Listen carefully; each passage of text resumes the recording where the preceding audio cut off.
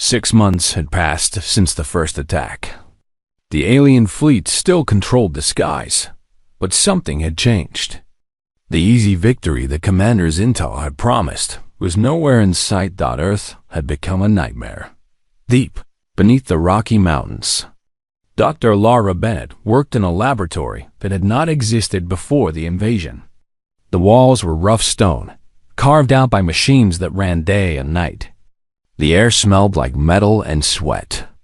Around her, dozens of scientists from every country worked on captured alien technology. "This is impossible," said a German engineer, staring at a piece of alien equipment. "Their power systems violate everything we know about physics." Laura smiled tiredly. "Then we need to learn new physics, quickly." They had captured their first alien device 3 months ago, when a damaged scout ship crashed in the Pacific. Every nation sent their best minds to study it. What they found amazed them. The alien technology was advanced, but it was also old. The same designs had been used for thousands of years without change. The aliens had stopped innovating long ago. They did not need to. Their technology worked, and no one challenged them. Humans were different. Within weeks, Laura's team understood the basic principles of alien propulsion. Within 2 months, they had improved the design. By the 6th month, they were building their own versions, faster and more efficient than the originals. How is this possible? Zintel demanded during a report to the council. "Our technology took centuries to develop. They are replicating it in months." High Arbiter Velkong frowned. "Perhaps your information was incorrect. Perhaps they are more advanced than we believed." "No," Zintel insisted. "They're not more advanced. They are different. They do not follow the normal path of development. They skip steps. They make intuitive leaps. It is as if innovation is in their nature." The council members exchanged uncomfortable glances. This was not supposed to happen. In space above Earth, Commander Daniel Webb led a small fleet of human ships. They were ugly things, built from salvaged materials and stolen technology. They could not match the alien warships in a direct fight. But Daniel was not interested in direct fights. "All units move into the asteroid field," he ordered. Silent running. His ship slipped between tumbling rocks, their engines barely glowing. The alien patrol passed overhead, sensors scanning for targets. They found nothing. "They're so confident in their technology," Daniel muttered. "They forget that hunting is about patience, not power." When the alien patrol separated, Daniel struck. His ships burst from the asteroids like wolves from a forest. The first alien vessel exploded before it could raise shields. The second tried to run, but found its path blocked. Lieutenant Katie Morgan led the attack on the second ship. She was 28 years old, with short red hair and eyes that never seemed to blink in combat. Her ship, a converted cargo hauler armed with captured alien weapons, dove straight at the enemy vessel. "She's going to collide," an alien officer reported in confusion. But at the last moment, Katie pulled up, dragging her ship along the enemy's hull. Her weapons fired at point-blank range, tearing through armor that was not designed for such close attacks. The alien ship broke apart. "All targets eliminated," Daniel reported. "Return to base." Back on Earth, the news spread quickly. Humans had won a battle in space. It was small, but it mattered.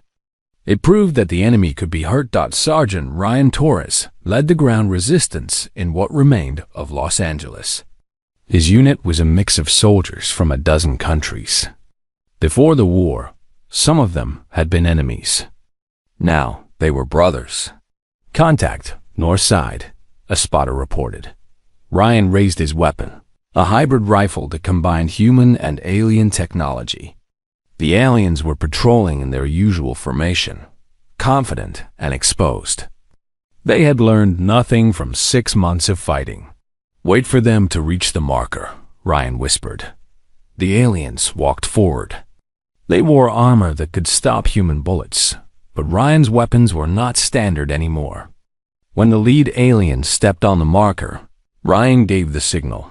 The street erupted. Explosions tore through the alien formation. Before they could react, human fighters appeared from every doorway and rooftop. The battle lasted 40 seconds. When it was over, 12 aliens lay dead. "Strip their gear," Ryan ordered. "We move in 5 minutes." One of the younger soldiers looked at the bodies. "They keep sending patrols. Why do they not learn?" Ryan picked up an alien rifle and checked its charge. "Because they have never fought anyone like us. Every other species they conquered gave up after a few battles. They do not understand what it means to fight humans." Commander Zintel received another report that night. 37 patrol units lost in ground operations. 12 ships destroyed in space. Supplies raided from 3 different outposts. "This cannot continue," his officer said quietly. Zintel stared at the holographic map of Earth. Red markers showed areas of human resistance. 6 months ago, there had been a handful. Now the map was covered in red. "They do not break," he said, more to himself than anyone else. "We destroy their cities, and they hide in the mountains. We bomb the mountains, and they dig underground. We block their communications, and they use runners. Every time we adapt, they adapt faster." He turned to face his officers. "We need reinforcements. The Council has already sent additional ships. Then send a message. Tell them we need more. Tell them." He paused, struggling with words he never thought he would say.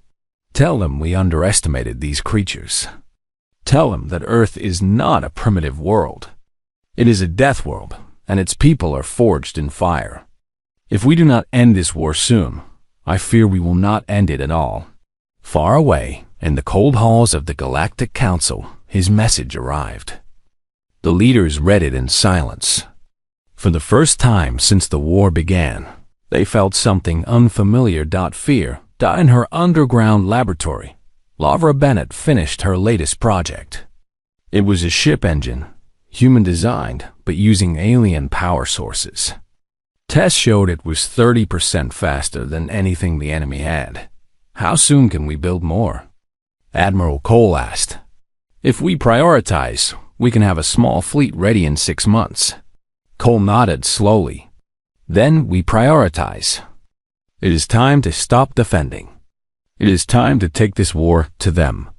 Outside, the sky was still full of enemy ships. But beneath the surface, humanity was building something new. Something the galaxy had never seen. A species that refused to die. 1 year had passed since the invasion. The world had changed beyond recognition. Cities that once held millions were now empty ruins. Forests had grown o'er highways. The old borders between nations no longer existed, but humanity had not fallen. Humanity had transformed. Deep in the shipyards beneath the Australian desert, Admiral Nathan Cole stood on a platform overlooking the largest construction project in human history. Dozens of warships filled the massive underground cavern, their hulls gleaming with a mix of human steel and alien alloys. They were beautiful and terrible, built for one purpose: war. "The fleet is ready, Admiral," Commander Daniel Webb reported, standing at attention beside him. Cole looked at the ships for a long moment. 1 year ago, we did not know these creatures existed. Now, we are about to take the fight to their doorstep. "Yes, sir." "Are the crews prepared?" Daniel nodded. "Every pilot has trained for this. Every soldier knows what is at stake. We have waited long enough." Cole turned to face him. "Then let us begin. Launch Operation Reckoning." The doors of the underground shipyard opened to the night sky. One by one, the human vessels rose from the earth like ghosts. They climbed through the atmosphere, past the orbital stations where alien ships still patrolled. The enemy saw them coming, but they were too late to stop them. Lieutenant Katie Morgan flew at the front of the attack formation. Her ship was faster now, sleeker, armed with weapons that even the aliens had never imagined. Beside her flew 200 other vessels, each one crewed by humans who had lost everything to this war. "All units, form up on my position," she ordered. "Target the enemy staging ground at the edge of the solar system. We hit them fast and hard. No mercy." The fleet jumped to faster-than-light speed, something humans had not been capable of just months ago. When they emerged, they found the alien staging ground exactly where intelligence said it would be. Hundreds of enemy ships floated in formation around a massive supply station. Commander Zintel was on that station when the alarms began. "What is happening?" he demanded. "Human ships, Commander. Hundreds of them. They are attacking." Zintel froze. This was not possible. The humans were supposed to be trapped on their planet, slowly dying under the blockade. How had they built a fleet without detection? "All ships, defensive formation," he ordered. "Launch fighters. Raise shields." But the humans did not attack the way he expected. Instead of forming lines and exchanging fire from a distance, they dove straight into the enemy formation. They flew between the larger ships, too close for heavy weapons to target them. They used the enemy's own vessels as shields. Katie Morgan led her squadron directly at an alien carrier 10 times the size of her ship.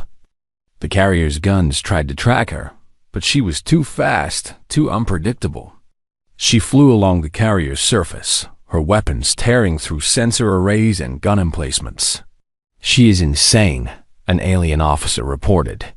"No," another replied quietly. "She is human." The battle lasted 4 hours. When it was over, the alien staging ground was destroyed. 63 human ships were lost, but they had taken nearly 200 enemy vessels with them. Commander Zintal escaped on a damaged transport. As he watched the wreckage of his fleet drift through space, he understood something that changed him forever. Humans were not primitives. They were predators. He recorded a final message to the Galactic Council before his transport lost power. His voice was calm, but his words carried weight. "We have made a terrible mistake. These creatures do not fight like any species we have encountered. They do not value self-preservation above victory. They fly into certain death if it means taking their enemy with them. They feel fear, but they use it as fuel. They are not soldiers. They are something else entirely." He paused, struggling to find the right words. "We thought we were hunting them. We were wrong. They were learning, adapting, waiting, and now they are coming for us. May the stars have mercy, because they will not." The transmission ended. Zintal's transport went dark. Back on Earth, the news of the victory spread across every remaining human settlement. For the first time in a year, people celebrated. They had proven that the enemy could not just be hurt. The enemy could be beaten. Admiral Cole addressed the survivors that night. His face appeared on screens in bunkers and caves and refugee camps around the world. "Today, we took our first step beyond Earth," he said. "Today, we reminded the galaxy what happens when you push humanity too far. But this is not the end. This is only the beginning." He held up a data tablet showing a map of alien space. "They have a council that rules over thousands of worlds. They decided to attack us because they were afraid of what we might become. Well, now they will see exactly what we can become. We will take their supply lines. We will free the species they have conquered. We will march through their territory until we stand before their leaders." His voice grew harder. "And then we will show them what justice looks like." In the medical bay of the command ship, Katie Morgan lay on a bed, her left arm wrapped in bandages. She had been hit during the battle, but she had refused to retreat. A piece of shrapnel had torn through her cockpit, nearly killing her. Daniel Webb sat beside her, holding her uninjured hand. The doctors say you will fly again, he said softly. Katie smiled weakly. Of course I will. We have a galaxy to conquer. Not conquer, liberate. She laughed, then winced from the pain. Is there a difference? Daniel thought about it. Yes, we are not like them. We do not fight for power or control. We fight because they gave us no choice. When this is over, we will go home. We will rebuild. But we will never forget. Katie squeezed his hand. Then let us finish this. Together. Outside the medical bay, the human fleet regrouped. New ships arrived from Earth every week, each one more advanced than the last. The factories never stopped. The scientists never rested. Humanity was not just surviving anymore. Humanity was winning, and the galaxy was about to learn what that meant. The Great Hall of Concordia Prime was filled with light. Hundreds of cameras floated in the air, sending images to billions of beings across the galaxy. Today was supposed to be a day of hope. Today, the war between humanity and the Velthari Dominion would finally end. Admiral Daniel Hawkins stood near the back of the human delegation. He wore his dress uniform, metal shining on his chest. His face showed nothing but calm satisfaction. Inside, his mind was racing with calculations and plans that no one in this room could imagine. 3 years of war had brought humanity to this moment. The Velthari had attacked human colonies without warning. They had burned cities and killed millions. Earth had fought back with everything it had, and slowly, painfully, the war had become a stalemate. Now the Velthari wanted peace. At least, that is what they claimed. Ambassador Linda Prescott walked toward the signing table with measured steps. She was a tall woman with gray hair and kind eyes. The galaxy saw her as a diplomat who wanted nothing more than to end the bloodshed. They were not entirely wrong. She did want peace. But she also knew the truth about what was really happening here. Supreme Arbiter Zelvan waited at the table. He was tall and thin, with blue-gray skin and 4 eyes that gleamed with barely hidden contempt. The Velthari leader looked at the humans, the way a predator looks at prey that has wandered too close. He believed himself to be the smartest being in the room. He was wrong. Ambassador Prescott, Zelvan said, his voice smooth and pleasant. This is a historic moment.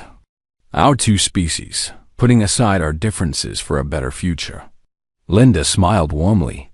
Indeed, Supreme Arbiter. Humanity has always desired peace. We are grateful for this opportunity. The words tasted like ash in her mouth, but she spoke them perfectly. She had practiced this performance for weeks. Every gesture, every expression was designed to make the Velthari believe that humans were desperate and naive. The treaty document appeared on the table, glowing with holographic text. The terms were generous. The Velthari would return captured human colonies. They would share advanced technology. Trade routes would open between their territories. It was everything humanity could have hoped for. It was also a lie. 6 months ago, Captain Marcus Cole had brought Admiral Hawkins a data chip. Cole was the head of human intelligence operations, a quiet man with sharp eyes who spent his life in the shadows. The chip contained intercepted Velthari communications, decoded after years of work by Earth's best cryptographers. The messages revealed everything. The peace treaty was a trap. The Velthari had no intention of honoring any agreement. They planned to use the peace period to rebuild their fleets and position them for a massive surprise attack. In 3 years, they would strike Earth itself with overwhelming force. Humanity would be destroyed before they even knew the war had resumed. Admiral Hawkins had read those messages in his private office. He had sat in silence for a long time. Then he had called a meeting with Earth's highest leaders. The decision they made that night would shape the future of humanity. They would sign the treaty. They would smile and shake hands and pretend to believe every word the Velthari said. And in secret, they would prepare for the war that was coming. Now, Watching Linda Prescott reach for the signing device, Hawkins allowed himself a small moment of grim satisfaction. The Velthari thought they were so clever. They thought humans were simple creatures, easily fooled by promises and kind words. They had no idea that every word of their secret plans was known to Earth's leadership. Linda pressed her thumb to the device. The treaty was signed. Zelvan made a great show of signing as well. "A new era begins," he announced to the cameras. "Let this mark the end of conflict between our peoples." Applause filled the hall. Human and Velthari delegates shook hands. Drinks were poured and toasts were made. Everyone smiled. Admiral Hawkins smiled too. But his mind was elsewhere.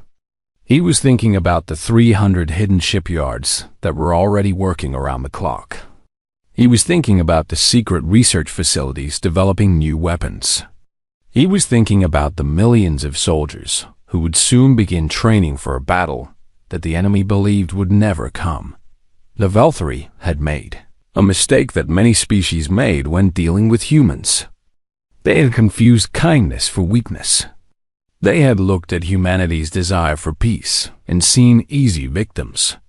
They did not understand that humans could be patient. They did not understand that humans could plan. They did not understand that humans had learned long ago how to smile at their enemies while preparing for war. After the ceremony, Linda found a quiet moment with Admiral Hawkins. They stood by a window, looking out at the stars. "It is done," she said quietly. Hawkins nodded. "The real work begins now." 3 years. That is how long we have before they attack. Will it be enough time? It will have to be. Hawkins turned to look at her. "We cannot fail, Linda. If they succeed, humanity ends. Everything we are, everything we might become, gone." Linda was silent for a moment. "Do you ever wonder if we should have just exposed them? Shown the galaxy what they planned?" "I considered it," Hawkins admitted. "But the other species would not believe us. The Velthari are respected. We are newcomers. They would call it human lies, human paranoia. And the Velthari would simply change their plans and attack sooner, before we were ready. So we play their game." "We play their game," Hawkins agreed. "We let them think they are winning. We let them believe we are weak and grateful and foolish. And when they come for us, we will be ready." Outside the window, a Velthari warship passed by. Its weapons were pointed away from the station, a symbol of the new peace. Hawkins watched it go. Somewhere out there, in the darkness between stars, humanity was building its secret army. Ships were being constructed in hidden places. Scientists were developing weapons the Velthari could not imagine. Soldiers were training for battles that existed only in classified files. The peace treaty was a ruse. And humanity had known it from the beginning. Now the real game had started. The Velthari believed they were hunters, patiently waiting for the perfect moment to strike. They did not realize that they were not the only ones who could wait. They did not realize that the prey they had chosen was not prey at all. In 3 years, they would learn the truth. And by then, it would be far too late. The Battle of Sol raged across the entire solar system. From the orbit of Earth to the asteroid belt, fire and death filled the darkness of space. But it was not the death that the Velthari had planned. It was their own destruction. Admiral Hawkins watched the tactical display with fierce concentration. Every human ship was a light on the screen. Every Velthari vessel was marked in red. And the red lights were going dark, one by one. "Enemy fleet down to 60% strength," an officer reported. "They are trying to regroup near Mars." "Don't give them time," Hawkins ordered. "Third Fleet, move to cut off their retreat. Fifth Fleet, continue the attack on their main formation. I want constant pressure." Across the battlefield, human commanders executed his orders with deadly efficiency. They had spent 3 years studying Velthari tactics. They knew every move the enemy would make before they made it. And they had developed counters for everything. Ryan Carter dove his ship through a wall of enemy fire. His shields held strong, powered by technology the Valkyrie did not understand. Around him, his squadron moved like a single creature, perfectly coordinated after months of intense training. "Target the flagship's engines," he called out. "If we can stop it from running, we can capture their leader." His squadron launched a wave of missiles. The shield breakers hit first, opening a brief window in the Valkyrie defenses. Then the heavy warheads followed, slamming into the rear of the Eternal Dominion.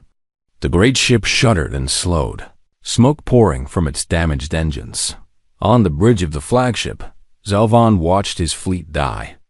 His admirals screamed orders that no one could follow. His officers ran from station to station, trying to control damage that spread faster than they could repair. The proud warship was becoming a tomb. How? Zelvan demanded. How did they know? How did they prepare so completely? No one could answer him.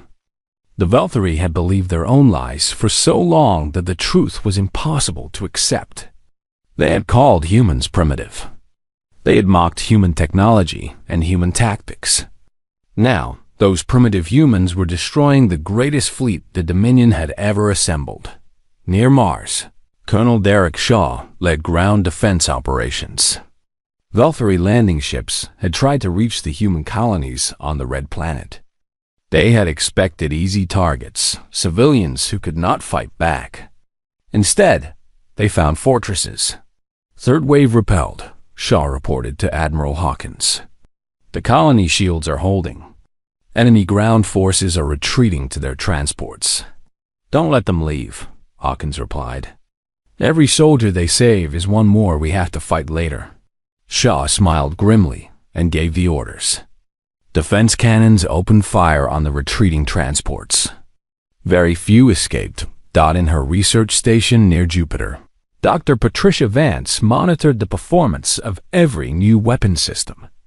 Her team had worked for 3 years to develop these technologies. Now they were seeing the results in real time.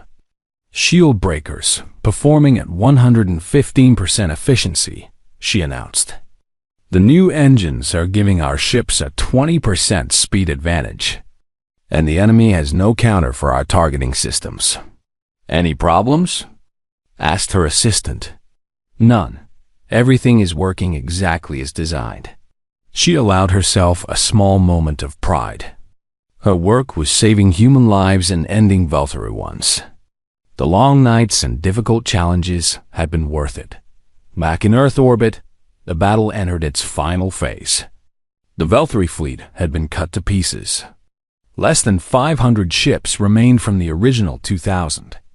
They were surrounded, damaged, and out of options. Admiral Hawkins opened the channel to the enemy flagship. "Supreme Arbiter Zelvan, your fleet is destroyed. Your invasion has failed. You have one chance to save the lives of your remaining crews. Surrender now, unconditionally." Zelvan appeared on the screen. His blue-gray face was pale with shock and defeat. His 4 eyes, once bright with contempt, were now dull and empty. "You tricked us," he said weakly. "You pretended to be weak." "We pretended nothing," Hawkins replied. "You saw what you wanted to see. You believed what you wanted to believe. We simply did not correct your mistakes." "How did you know about our plan?" Hawkins considered whether to tell him. Then he decided that the truth would hurt more than any weapon. "Your encrypted communications. We broke them 4 years ago, before the treaty was even proposed. We read every message you sent. We knew your attack date, your fleet positions, your tactics. We knew everything." Zelvan closed his eyes. 4 years. They had thought their codes were unbreakable. They had spoken freely about their plans to destroy humanity. And humans had been listening the entire time. "Surrender, Arbiter," Hawkins said. "Or die with the rest of your fleet. The choice is yours." For a long moment, Zelvan was silent.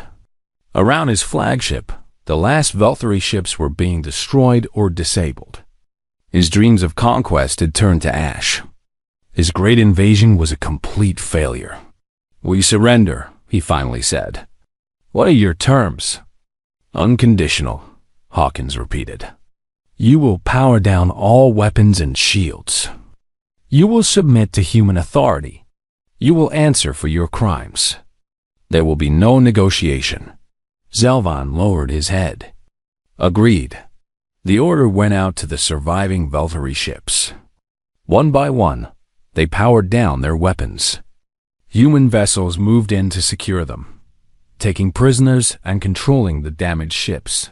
The Battle of Sol was over. Humanity had won. Admiral Hawkins sat back in his chair and allowed himself one moment of relief. 3 years of secrets and shadows. 3 years of living with the weight of humanity's survival on his shoulders. It was finally over, but as he looked at the destruction floating in space, he knew that the real work was just beginning. The war was won, but the peace still had to be built. And this time, it would be a real peace on humanity's terms. The galaxy had watched the Battle of Sol in stunned silence. Every species with access to interstellar communications had seen the images. The mighty Veltari fleet reduced to burning wreckage. Human warships, thousands of them, emerging from hiding places no one had suspected. A complete and total reversal of what everyone expected. For decades, other species had looked at humanity as newcomers, young, inexperienced, perhaps a little foolish in their optimism about peace and cooperation. The Veltari had certainly believed this. They had built their entire invasion plan around the assumption that humans could be easily fooled. Now the galaxy knew the truth. Humans were not naive. They were patient. And when pushed, they could push back harder than anyone imagined. Ambassador Linda Prescott returned to Concordia Prime, the same hall where she had signed the false peace treaty. 3 years ago now hosted a very different ceremony. This time, humanity held all the power. The Veltari delegation was small and humble. Supreme Arbiter Zelvan was not among them. He was being held on Earth, awaiting trial for war crimes. In his place came a young diplomat named Thelon. His eyes held none of the contempt that Zelvan had shown. Instead, there was something that looked almost like respect. "The Dominion accepts all terms," Thelon said quietly. "We will withdraw from human space. We will pay reparations for the colonies we destroyed. We will submit to inspections of our military facilities." Linda nodded. The terms were harsh but fair. Harsh enough to prevent the Veltari from trying again. Fair enough to allow them to survive as a civilization. "There is one more condition," she said. "You will tell us who else knew about the plan. Which other species supported your invasion. We will not accept claims that the Dominion acted alone." Thelon hesitated. This was the part that would cause problems with the rest of the galaxy. Several species had quietly encouraged the Veltari attack, hoping to see humanity destroyed or weakened. Revealing their names would create powerful enemies, but he had no choice. The humans had won. They made the rules now. "I will provide a complete list," he agreed. After the public ceremony, Linda met privately with Admiral Hawkins. They sat in the same room where they had discussed their secret plans 3 years before. Now finally they could speak openly. "It is strange," Linda said. "We won. We saved humanity. But I feel tired more than happy." Hawkins understood. The weight of what we did. The secrets. The deception. Even though it was necessary, it leaves a mark. "Do you think we did the right thing?" He considered the question carefully. "We did what we had to do. The Veltari would have destroyed us. Every man, woman, and child on Earth and in our colonies. Against that, our deception seems small. I wonder if they will ever trust us again. Any of them. After seeing what we can do." Some will trust us more, Hawkins said. They will know that we honor our real promises, that we only deceive those who mean us harm. He paused. Others will fear us, and perhaps that fear is not a bad thing. Perhaps it will prevent the next war before it starts. In the weeks that followed, the full story emerged. Humanity had not acted entirely alone. A Velthari scientist named Rethan had discovered the invasion plan years before the treaty. Horrified by what his people planned, he had secretly contacted human intelligence. He had provided the encryption keys that allowed Commander Cole to decode Velthari communications. Without Rethan, humanity would have been caught completely unprepared. The invasion would have succeeded. Billions would have died. Now, Rethan was given a new home on Earth. He lived in a quiet house near the ocean, protected by human security forces. He had betrayed his own species to save another. Some called him a traitor. Others called him a hero. He called himself simply tired. I could not watch them murder an entire civilization, he told reporters. The humans had done nothing to deserve extinction. They wanted peace. Real peace. And my people planned to answer that desire with genocide. I had to act. His story spread across the galaxy. It became a symbol of something important. Even in the darkest times, individuals could choose to do what was right. Loyalty to species was not more important than loyalty to basic morality. The new treaty was signed with proper ceremonies and genuine intentions. This time, there were real enforcement mechanisms. Inspection teams, military observers, economic penalties for violations. Humanity had learned that trust must be verified. 1 month after the treaty, Linda Prescott addressed the Galactic Assembly. Representatives from every known species watched as she spoke. 3 years ago, we signed a peace treaty in good faith. We wanted that peace to be real. We hoped that we could build something better with the Velthari Dominion. But we also knew that they planned to betray us. We knew that they saw our desire for peace as weakness. She paused, looking around the great hall. We chose to let them believe their deception was working. We chose to prepare in secret while smiling in public. Some might call this dishonest. But we did not start this conflict. We did not plan genocide against an entire species. We simply refused to be victims. Her voice grew stronger. Let this serve as a message to every species in this galaxy. Humanity prefers peace. We always have. We would rather trade than fight. We would rather talk than shoot. But never, ever mistake our desire for peace as weakness. She thought of Admiral Hawkins, who had carried the secret for 3 years. Of Commander Cole, who had lived in shadows. Of Dr. Vance and Colonel Shaw and Ryan Carter and thousands of others who had worked in silence to save their species. We knew your intentions from the beginning, she said to the galaxy. And we let you believe your deception was working. We prepared. We waited. And when you came for us, we were ready. The hall was completely silent. Remember this, Linda concluded. Humans are not prey. We never were. And any species that forgets this lesson will learn it the same way the Velthari did. She stepped away from the podium. No applause followed. The representatives simply sat in thoughtful silence, reconsidering everything they thought they knew about the young species called humanity. In his house by the ocean. Rethan watched the speech on his screen. He smiled slightly. He had made the right choice.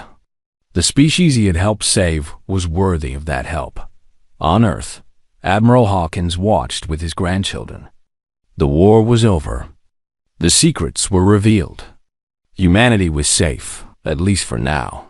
Grandfather, his youngest granddaughter asked, were you scared when the bad aliens came? Hawkins picked her up and held her close. A little, he admitted. But I knew we were ready. Sometimes the best way to win is to let your enemy think they have already won. She did not fully understand. She was too young. But one day, she would read the history books. She would learn about the false treaty and the hidden fleet and the battle that saved humanity.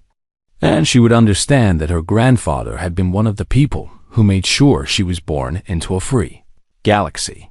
The sun set over the ocean.